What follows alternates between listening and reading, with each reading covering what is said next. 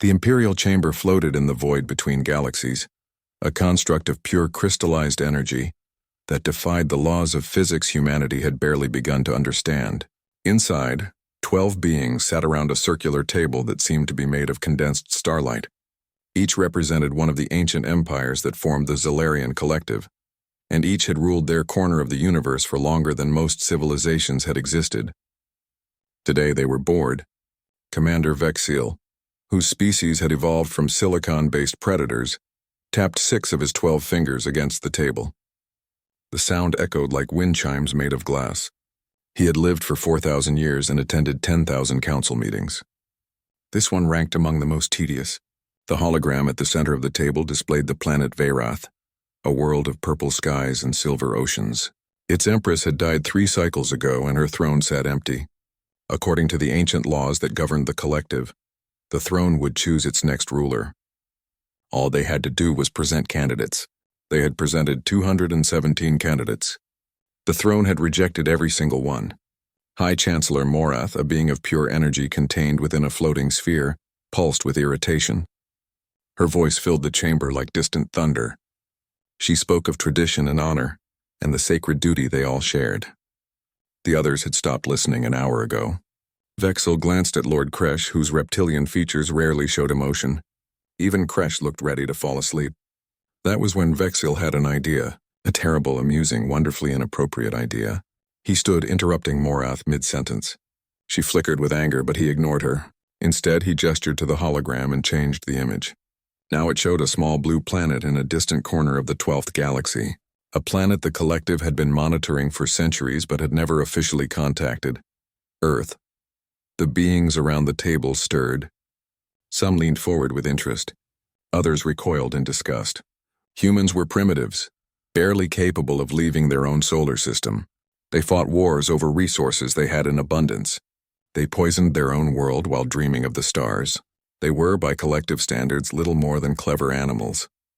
Vexiel smiled, which on his face looked more like a predator baring its teeth. He proposed something outrageous.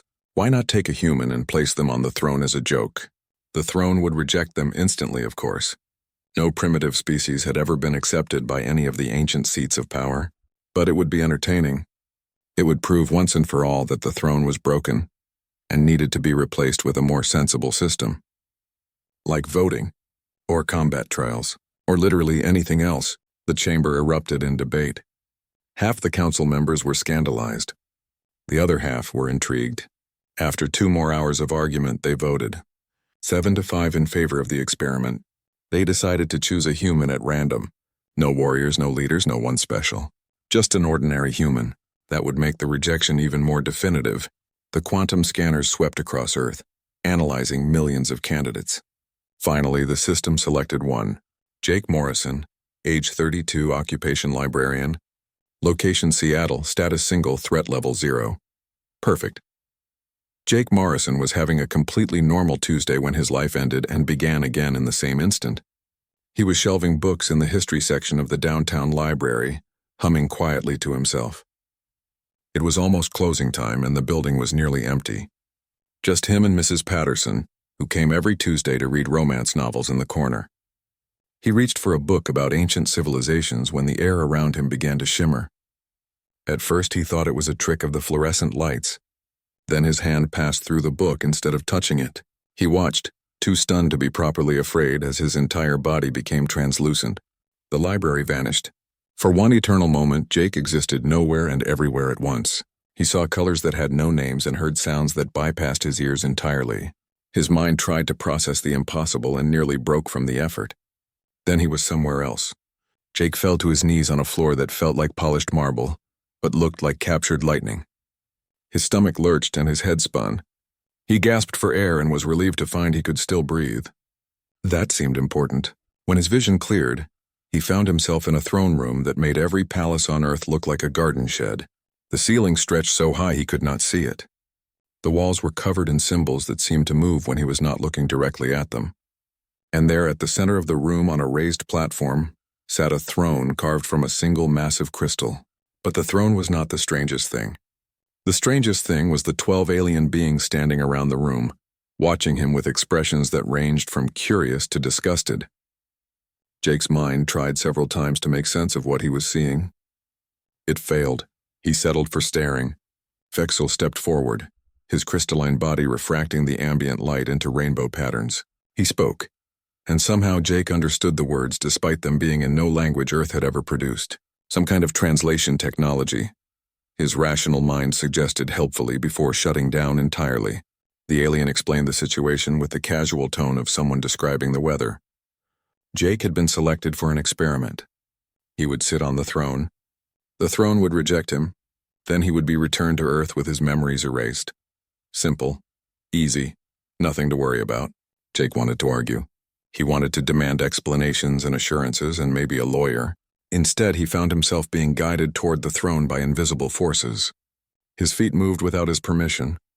His body no longer entirely belonged to him. The throne loomed before him like a judge waiting to deliver a verdict. Up close, he could see that the crystal was not empty. Tiny lights moved within it like fireflies trapped in amber, or maybe they were stars. Jake could not tell. He sat down. The universe held its breath. For 3 heartbeats, nothing happened. The aliens began to make sounds that might have been their version of laughter. Vexel was already preparing the memory wipe sequence. Then the throne woke up. Light exploded from the crystal in waves of gold and white. The symbols on the walls blazed with sudden fire. The entire chamber shook as power that had slept for 3,000 years roared back to life. Jake felt the throne's consciousness touch his mind, vast and ancient and utterly alien.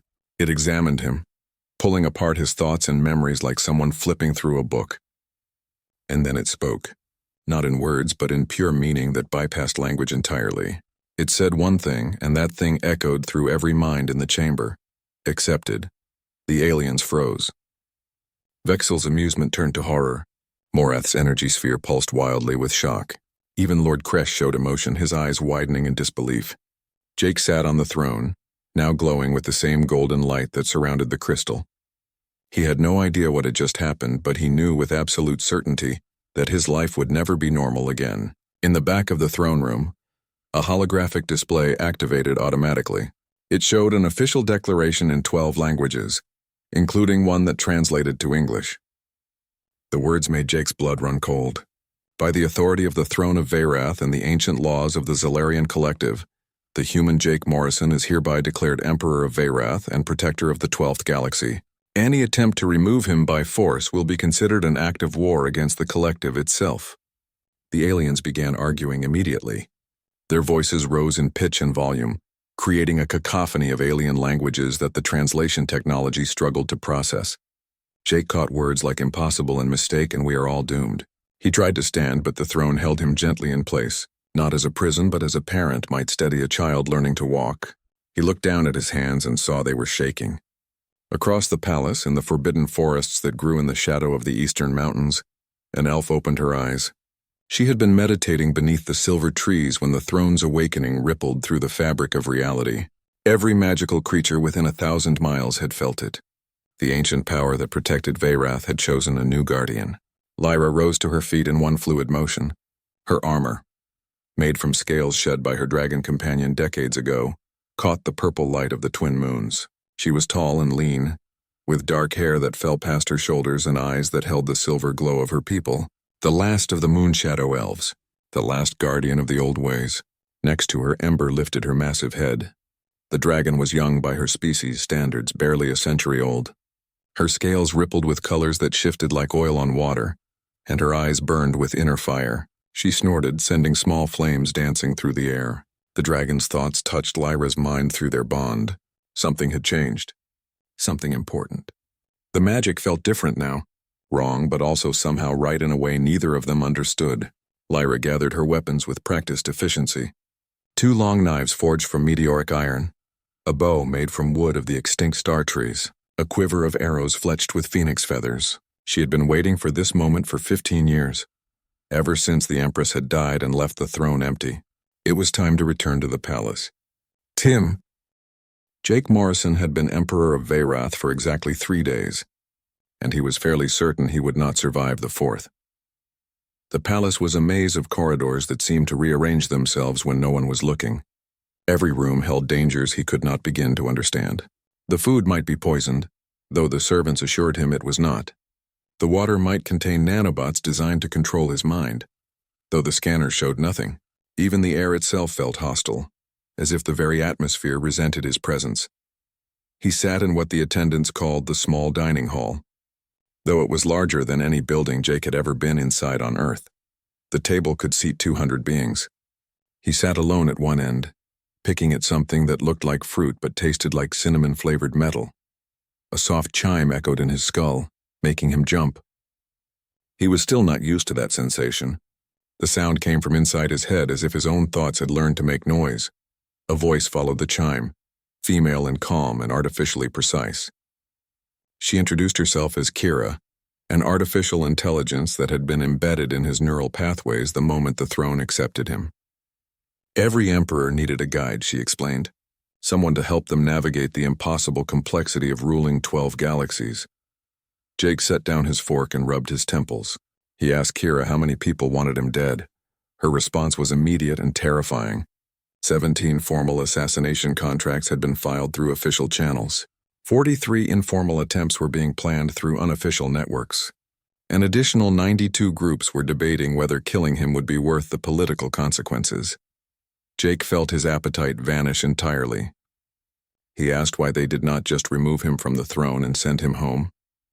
Kira explained with the patience of a teacher addressing a particularly slow student. The throne had accepted him, according to laws older than most civilizations, that made him emperor until death or voluntary abdication. Removing him by force would trigger automatic protocols that would interpret such action as a coup attempt. The throne would respond by severing all diplomatic connections between Veyrath and the rest of the collective. Trade would collapse. Alliances would shatter. Wars would ignite across a dozen galaxies. So they could not remove him, but they very much wanted him gone. The only solution was to make him choose to leave or to ensure his death looked like an accident. Jake pushed his plate away and asked what he was supposed to do.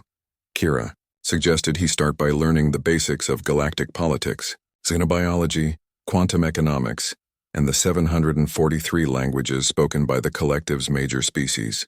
She estimated it would take him approximately 40 years to reach minimum competency. Jake buried his face in his hands. He had a master's degree in library science and could speak conversational Spanish. He was not qualified to rule a city, let alone multiple galaxies. A door opened at the far end of the hall. Jake looked up to see a delegation of aliens entering, their movements synchronized and purposeful. He recognized none of them, but Kira helpfully identified each one. Ambassadors from the 3rd, 7th, and 9th galaxies. Their species names were unpronounceable by human vocal cords, so Kira provided translations. The crystalline collective, the hive mind of Tertius, and the mechanical ascendancy. They approached Jake with expressions he could not read. One of them, a being that looked like animated glass, spoke in tones that ranged from ultrasonic to subsonic. Kira translated directly into Jake's mind. The ambassador was here to discuss trade routes, specifically the routes that passed through Veyrath's territory, routes that had been established for 10,000 years, routes that Jake, as the new emperor, now controlled. Jake listened as the ambassador explained the situation with growing unease. The routes were vital to the economies of 17 star systems. Millions of beings depended on them. Any disruption would cause suffering on a scale Jake could barely imagine. Then the ambassador made his request. He wanted Jake to sign a treaty that would guarantee the routes remained open under the same terms as before. It seemed reasonable. It seemed harmless. Kira's voice cut through his thoughts like a knife. She warned him not to sign. The treaty contained clauses that would essentially transfer control of Veyrath's military to the crystalline collective. He would remain emperor in name only. Jake felt sweat beading on his forehead. He told the ambassador he needed time to review the treaty with his advisors. The ambassador's expression shifted. Jake still could not read alien emotions well, but he was fairly certain he had just been threatened. The being left without another word, flanked by his companions. Kira informed him that he had just made his first political decision as emperor. She added that it would likely result in at least 3 additional assassination attempts by the end of the week. Jake stood and began pacing. He asked if there was anyone in the palace he could actually trust. Kira's response was characteristically blunt. No. Lyra moved through the palace like a shadow given form. She had spent 15 years studying its layout, memorizing its secrets, learning every hidden passage and forgotten tunnel. The security systems were sophisticated, designed to detect and neutralize any threat. But they were designed for conventional threats, not for someone who had bonded with a storm dragon and learned to bend light itself. Ember waited in the mountains, hidden in a cave where the palace sensors could not reach. Their mental connection stretched across the distance, allowing them to share thoughts and sensations. Lyra could feel the dragon's impatience. Ember wanted to attack directly, to burn through the walls and tear the false emperor from his stolen throne. But Lyra was more cautious. She had learned patience through decades of hiding, of watching her people die one by one until she alone remained. She would not waste this opportunity on reckless violence. She had infiltrated the palace 3 hours after sunset, timing her entry with the shift change of the guard. Now she stood in a maintenance corridor, listening to the hum of power flowing through the walls. Somewhere above her, the human sat on a throne he did not deserve. Lyra had spent the last 3 days gathering information. She knew the human's name now. Jake Morrison. She knew he had been taken from Earth without warning or preparation. She knew the Zalarian Collective had chosen him as a joke, never expecting the throne to accept him. What she did not know was why the throne had accepted him. That question burned in her mind like a coal that would not cool. The throne was ancient and wise. It did not make mistakes. So either Jake Morrison was something more than he appeared, or the throne had finally gone mad. She intended to find out which. Lyra climbed through the maintenance shaft until she reached the level that housed the royal quarters. The corridors here were wider, decorated with tapestries that depicted the history of Veyroth. She paused before one that showed the moon shadow elves in their prime, before the purge, before the genocide. Her ancestors stared back at her from woven threads, their silver eyes judging her actions. She moved on. The royal gardens were accessible through a side passage that most of the palace staff had forgotten existed. Lyra emerged into a space that took her breath away despite herself. The gardens floated in a bubble of altered gravity, plants from 1,000 worlds growing in impossible profusion. Trees with silver bark reached toward an artificial sun. Flowers that bloomed only in quantum uncertainty drifted through the air like jellyfish in an ocean. And there, sitting on a bench beneath a tree whose leaves chimed like bells, was Jake Morrison. He looked exactly like the intelligence reports had described. Average height for a human, brown hair that needed cutting, clothes that were clearly not designed for imperial life. He sat with his shoulders hunched, staring at his hands as if he expected them to hold answers they refused to provide. Lyra drew her knife and stepped forward. Her footsteps made no sound on the grass. Jake looked up. For a moment, they simply stared at each other. Lyra saw exhaustion in his eyes. Fear certainly, but also something else. Confusion, lost desperation, the look of someone thrown into deep water with no idea how to swim. She raised her knife. She told him she was Lyra of the Moonshadow Elves, last of her people, and she was here to reclaim the throne. Jake did not run. He did not call for guards. He simply looked at the knife, then back at her face and asked if it would hurt. The question caught her off guard. She had expected him to beg for mercy or offer bribes or make threats. She had not expected him to ask about the pain of his own death with the calm tone of someone asking about the weather. She told him it would be quick. He nodded. Then he asked if he could say something first. Lyra hesitated. This was not how assassinations were supposed to go. But something in his voice made her curious. She told him to speak. Jake explained that he had not asked for any of this. He had been taken from his home without warning. He did not want to be emperor. He did not want to rule anything. He just wanted to go back to his library and his books and his normal, boring life. If killing him would fix things, then she should do it. At least then he would stop being responsible for things he could not possibly understand. Lyra felt her certainty waver. She had expected a tyrant or a fool. So, the ancient library beneath the palace had not been opened in 3 centuries. Dust covered every surface like gray snow, and the air tasted of forgotten time. Jake stood at the entrance with Lyra beside him, and Ember coiled protectively around them both. Kira had directed them here, claiming the answers they sought lay somewhere, in the millions of texts archived in this underground labyrinth. Jake ran his fingers along the spines of books written in languages that had died before humans learned to walk upright. Some of the texts were not even books in any traditional sense. They were crystals that stored information in quantum states, or living organisms that grew knowledge in their cellular structure, or sculptures that conveyed meaning through the manipulation of space-time itself. Lyra moved deeper into the stacks with the confidence of someone who had spent years studying in places like this. She told Jake that her people had been scholars as well as warriors. Before the Purge, the Moonshadow Elves had maintained the greatest collection of magical knowledge in 12 galaxies. When the Zalarian Collective had decided her race was too dangerous to exist, they had burned those libraries first. Jake felt a spike of anger at that. He understood the destruction of knowledge in a way that transcended species. A librarian's rage was a quiet thing, but it burned deep and long. They searched for hours. Ember helped by using her enhanced senses to detect texts that resonated with magical energy. Kira helped by cross-referencing the library's catalog, which had not been updated in 200 years and was mostly useless.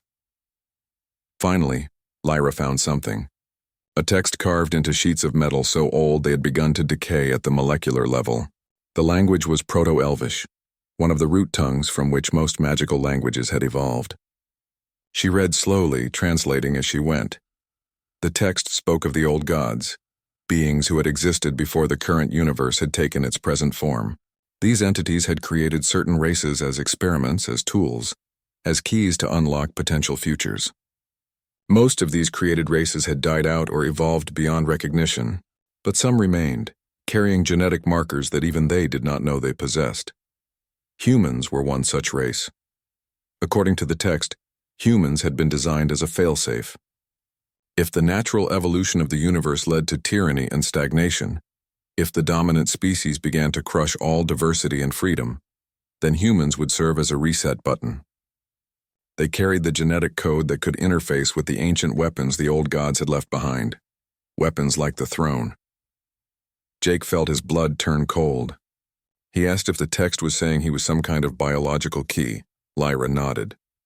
The throne had not chosen him because of who he was as a person. It had chosen him because of what he was at the cellular level. Any human would have been accepted. The Zalarian Collective had accidentally triggered the very failsafe they had been trying to avoid for millions of years. Ember growled softly, a sound like distant thunder. The dragon had sensed something. Danger approaching fast. Kira's voice filled the library through the communication system. Emergency alerts were cascading across every frequency. The Zalarian Collective had made their decision. If they could not remove Jake from the throne, they would eliminate the entire human species. The Void Fleet had been deployed with orders to sterilize Earth. Jake felt the world tilt beneath him. He asked how long Earth had. Kira calculated based on the fleet's speed and current position. 72 hours. 3 days until ships capable of cracking planets arrived at his homeworld. Lyra put a hand on his shoulder. She told him they needed to move quickly. If they could reach the communication array in the palace's central tower, they could send a warning to Earth. It would not save everyone, but it might give people time to evacuate. Jake wanted to argue that evacuating 8 billion people in 3 days was impossible. But he was learning that impossible was a flexible concept in a universe this large. They ran through the corridors of the palace, Ember's massive form somehow navigating the narrow spaces without causing damage. Alarms were blaring. Security systems activated throughout the building. The palace AI, which was separate from Kira, had detected the breach of the library and classified them as intruders. Automated defenses emerged from the walls. Weapons that fired energy beams capable of atomizing organic matter. Lyra moved with inhuman speed, her knives deflecting shots that should have been impossible to see, let alone block. Ember breathed gouts of flame that melted the defense turrets before they could lock onto targets. Jake ran behind them, acutely aware that he was the most vulnerable person in this fight. Kira guided him through the chaos, highlighting safe paths through his neural interface. They reached the central tower and climbed the spiral staircase that wound around its interior. By the time they reached the top, Jake's lungs burned and his legs trembled with exhaustion. Lyra had barely broken a sweat. The communication array dominated the circular room at the tower's peak. It looked like a flower made of silver and light, its petals constantly shifting to maintain connections with thousands of relay stations across the known universe. Kira walked Jake through the process of sending a priority message to Earth. He recorded a warning, trying to keep his voice steady as he explained that his planet was about to be attacked by aliens. He knew how insane it sounded. He also knew it was true. The message transmitted just as the tower's doors exploded inward. Ambassador Zexthor stood in the doorway, flanked by a dozen armed guards. The alien's crystalline body reflected the light from the communication array in dazzling patterns. He spoke in measured tones, his words calm and reasonable and absolutely terrifying. He explained that Jake had become too dangerous to tolerate. The throne's acceptance of a human threatened the entire structure of galactic civilization. If humans could rule, if they could access the ancient weapons, then every species in the collective would demand equal treatment. Chaos would reign. Billions would die in the wars that followed. Better to eliminate humanity now before they could spread further. Better to remove Jake and let the throne choose someone more appropriate. Someone who understood the delicate balance of power that had kept the galaxies stable for 10,000 years. Jake felt rage build in his chest. He asked if stability was worth genocide. Zexthor replied that yes, it absolutely was. The needs of trillions outweighed the needs of billions. That was simple mathematics. Lyra stepped between Jake and the ambassador. She told Zexthor that he would have to go through her first. Ember moved to flank her bondmate, scales glowing with building heat. The ambassador sighed. He gestured to his guards, who raised their weapons. Then the wall exploded. A human warship, sleek and angular and bristling with weapons Earth had developed in secret, hovered outside the tower. Its weapons were locked onto the guards. A voice boomed through external speakers, speaking English with a distinct military cadence. Commander Kate Sullivan identified herself and informed everyone present that she was here to retrieve her emperor. She suggested very strongly that anyone who wanted to continue living should stand down immediately. The guards looked at Zexthor for orders. The ambassador calculated odds and angles and decided that dying for a point of principle was not worth it. He withdrew, taking his forces with him. The warship extended a boarding ramp. Kate Sullivan stood at its entrance, wearing combat armor that made her look like a warrior from ancient myths. Behind her, Jake could see more humans in military uniforms, soldiers who had followed him across the stars. Kate entered the tower and saluted Jake with crisp precision. She told him that Earth's militaries had been tracking the collective's activities for decades. When Jake had been abducted, they had mobilized their secret deep space fleet and followed. They had been waiting in the outer system, watching, preparing. When the warning about the Void Fleet came through, they had decided it was time to make their presence known. Jake felt relief wash over him. He asked how many ships Earth had sent. Kate's expression turned grim. 47, against a Void Fleet that numbered in the thousands. Lyra asked what chance they had. Kate replied honestly. Almost none. But they would fight anyway because that was what humans did. They fought impossible odds and sometimes, just sometimes, they won. A new voice interrupted the conversation. It came from a hooded figure who had slipped into the tower behind the human soldiers. The figure pulled back her hood to reveal features that were almost human but not quite. Her skin had a faint blue tint and her eyes were too large, too knowing. She introduced herself as Nora Blake, though she admitted that was not her real name. She had been born into the Zalarian Collective, one of their top scientists. But she had grown disgusted with their policies, with their casual extinction of species deemed inconvenient. She had been waiting for years for someone to challenge their power. Jake, she said. Was that someone? Nora pulled a data crystal from her pocket and inserted it into the communication array. Holographic displays sprang to life around the room, showing technical schematics that hurt to look at directly. She explained that the throne was not just a seat of power. It was a weapon. One of 7 the old gods had placed throughout the universe as safeguards against exactly what the collective. Jake sat on the throne, feeling its power thrumming through his bones like a second heartbeat. The communication array had been modified by Nora to reach every inhabited system in 12 galaxies simultaneously. Trillions of beings would hear his message. Trillions would learn the truth their leaders had hidden for millions of years. He spoke simply and clearly, the way he used to explain things to children who visited the library. He told them about the old gods and the fail-safe races they had created. He told them about the throne and its true purpose. He told them that the Zalarian Collective had known about this for eons and had systematically eliminated any species, that might pose a threat to their power. The Moonshadow Elves had been wiped out not because they were dangerous, but because they had discovered the truth. 17 other species had met the same fate over the centuries. The collective maintained peace through fear and genocide, calling it stability while crushing anyone who dreamed of freedom. Jake told them that Earth was about to be destroyed for the same reason. Because humanity existed. Because humans could use the ancient weapons. Because the collective feared what would happen if people learned they had a choice. Then he made his offer. Any species that wanted to stand against tyranny was welcome to join him at Veyrath. He could not promise victory. He could not even promise survival. But he could promise that they would face the future together as equals. The message ended. The throne's light dimmed. Jake slumped in the seat, exhausted from channeling so much power through his unprepared body and mind. Kira informed him that the broadcast had been received across 98% of the known universe.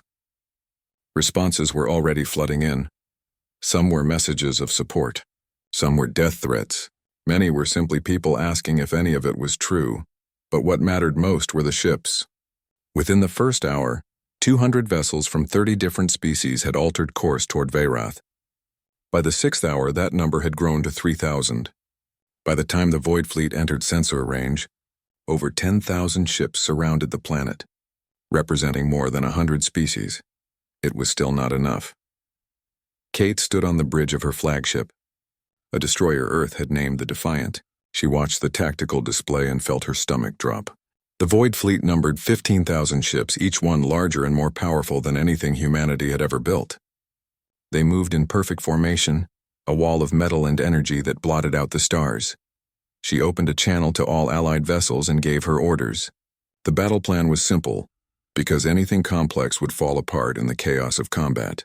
Smaller ships would harass the flanks, drawing fire away from the heavier vessels. The capital ships would form defensive lines around Veyrath, buying time for evacuations to begin. No one believed they would win. They were here to make the collective pay for every meter of space, to prove that freedom was worth dying for. The Void Fleet opened fire. Space lit up with weapons that turned matter into energy, and energy into oblivion. Ships died by the dozens in the first minutes. Kate watched good people vanish from her tactical display. Each blinking light representing hundreds of lives ended in an instant. But the Allied fleet fought back with desperate courage. Earth ships danced between the larger collective vessels, their smaller size and greater maneuverability, allowing them to exploit gaps in the enemy formations. Ships from species that had been enemies for centuries fought side by side, united by something larger than old grudges. On the surface of Veyrath, Lyra led the ground defense. The collective had deployed drop troops, soldiers designed for urban combat and siege warfare. They descended on the palace like a swarm of locusts, each one carrying weapons that could level city blocks. Lyra moved through them like a dancer through a crowd. Her blades sang as they cut through armor that should have been impenetrable. The magic in her blood, inherited from ancestors who had studied the deep mysteries of the universe, made her faster and stronger than any normal being had a right to be. Ember fought beside her, the dragon's flames turning enemy positions into molten slag. The bond between elf and dragon had grown stronger over the past 3 days. They moved as one being, anticipating each other's actions with perfect precision. But there were too many enemies. For every one they killed, 3 more took their place. Inside the palace, Nora worked frantically to keep the defensive systems operational. The collective had launched cyber attacks alongside the physical assault, trying to disable the shield generators and weapon platforms. She countered each hack with desperate improvisation, her fingers flying across holographic keyboards as she fought a war in the digital realm. Jake felt all of it through the throne. The weapon showed him every battle, every death, every moment of courage and sacrifice. He saw Kate's ship take a direct hit, watched it spiral out of control before emergency systems stabilized it. He saw Lyra take a plasma bolt to the shoulder and keep fighting. He saw Nora collapse from exhaustion, only to force herself back to her feet because stopping meant death. They were losing. The Allied fleet was down to 7,000 ships. The Void Fleet had barely lost a quarter of its numbers. At this rate, the battle would be over in hours. Veyrath would fall. Earth would be sterilized. Everything they had fought for would turn to ash. The throne whispered to him. It showed him what he could do if he just let go. If he gave himself to its power completely, he could turn the tide of battle with a thought. Rewrite the laws of physics to make the enemy ships simply stop existing. Reach across space and time to erase the Void Fleet before it had ever been built. All it would cost was his humanity. Jake felt the temptation pull at him like gravity. He was tired of being helpless, tired of watching good people die because he refused to use the power at his fingertips. What was one man's soul compared to billions of lives? He reached for the throne's full power. Lyra felt it the moment Jake began to give in. The magic in the air shifted, becoming darker and colder. She recognized the sensation from old stories her grandmother had told her. Stories about what happened when someone let the ancient weapons consume them. She left Ember to hold the line and sprinted toward the throne room. Guards tried to stop her. She cut through them without slowing. Nothing mattered except reaching Jake before it was too late. She burst into the chamber and saw him glowing with power that made her eyes water. The throne had begun merging with him, its crystalline structure spreading across his skin like infection. His eyes had turned gold and distant, already more weapon than man. Lyra threw herself in front of him and grabbed his face with both hands. She forced him to look at her, to see her, to remember he was still human. She told him about her people, about the day the throne had called to the Moonshadow Elves and offered them godhood. They could have accepted. They could have used the power to protect themselves, to strike back at their enemies, to ensure they would never be threatened again. But they had refused. Because they understood something the collective never had. Power without humanity was not strength. It was just another form of death. Her ancestors had chosen extinction over becoming monsters. They had died free, with their souls intact rather than live forever as something twisted and hollow. Jake stared at her, the gold fading slightly from his eyes. He asked what choice he had. How could he let everyone die when he had the power to save them? Lyra told him that saving them meant nothing if he lost himself in the process. The universe did not need another god weapon. It needed people willing to stand together, to trust each other, to believe that hope was stronger than fear. She told him about the third way. Not fleeing, not becoming a weapon, but trusting in the bonds they had built, trusting that the thousands of ships fighting out there, the millions of beings who had answered his call, would be enough. Not because of divine power, but because they chose to be. Jake felt the throne's grip on him loosen. The temptation was still there, whispering promises of easy victory. But Lyra was right. If he gave in, he would win the battle and lose everything that made victory worth having. He pulled back from the edge and felt his humanity flood back into him. The golden light faded. The crystalline infection retreated. He was just Jake again, scared and uncertain and completely mortal, but he was still himself. Lyra smiled and told him that was the bravest thing she had ever seen. They returned to coordinating the defense, but now with a different strategy. Jake used the throne's communication capabilities to link all the allied ships together, sharing tactical data in real time. He connected Kate with Nora, allowing the human commander to coordinate with the palace's weapon systems.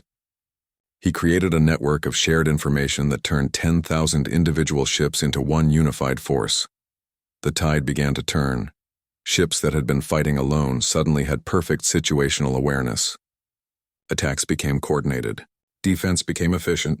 The Allied fleet was still outgunned, but now they fought smart instead of desperate. Kate saw the change immediately. She redirected her forces to exploit weaknesses in the Void Fleet's formation. She combined human hit-and-run tactics with the heavy firepower of the larger alien vessels. She turned the battle from a slaughter into a fight. On the ground, Lyra and Ember rallied the defenders, the soldiers fighting in the other. 3 months after the Battle of Veyrath, the galaxy was still reeling from the aftershocks. 47 worlds had declared independence from the Zalarian Collective in the first week alone. By the end of the first month, that number had grown to 300. Species that had been subjugated for thousands of years were rising up, demanding the right to govern themselves. The old empire was fracturing like glass under pressure. Jake stood in the throne room and watched diplomatic delegations arrive through the palace's main gates. Representatives from dozens of species came to pledge their support, to seek guidance, to ask what came next. They looked at him with hope and expectation, waiting for him to provide answers he did not have. That was when he realized he could not stay on the throne. Kira had warned him this moment would come. She told him that every leader eventually faced the same choice: hold on to power or give it away. Most chose to hold on. They convinced themselves that they were uniquely qualified, that no one else could do the job as well. They became the very thing they had fought against. Jake had no intention of becoming that person. He called a meeting with his inner circle. Kate had stayed on Veyrath after the battle, helping to coordinate relief efforts and establish communication channels with Earth.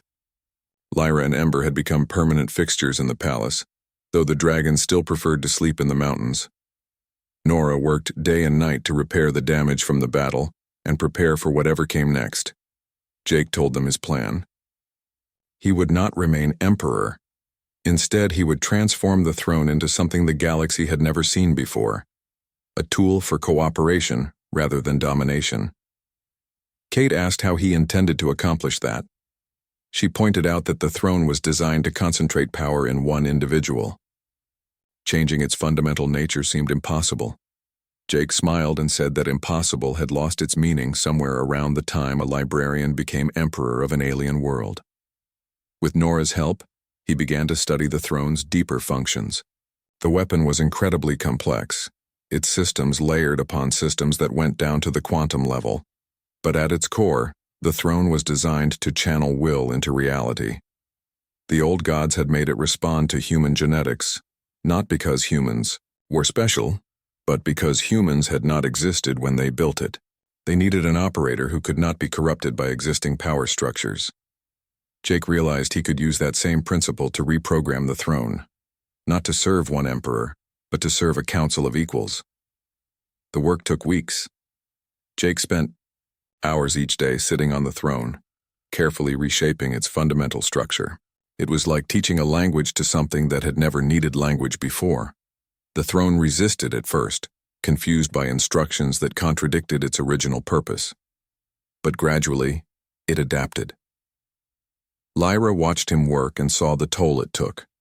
Each session left Jake exhausted and pale, his energy drained by the effort of bending reality to his will. She asked if he was certain this was necessary. He could simply step down and let the throne choose another emperor. Jake shook his head. Another emperor would face the same temptations he had faced, the same choice between humanity and godhood. He refused to pass that burden to someone else. Better to end the cycle entirely. On the morning of the 90th day, Jake made his final modifications to the throne.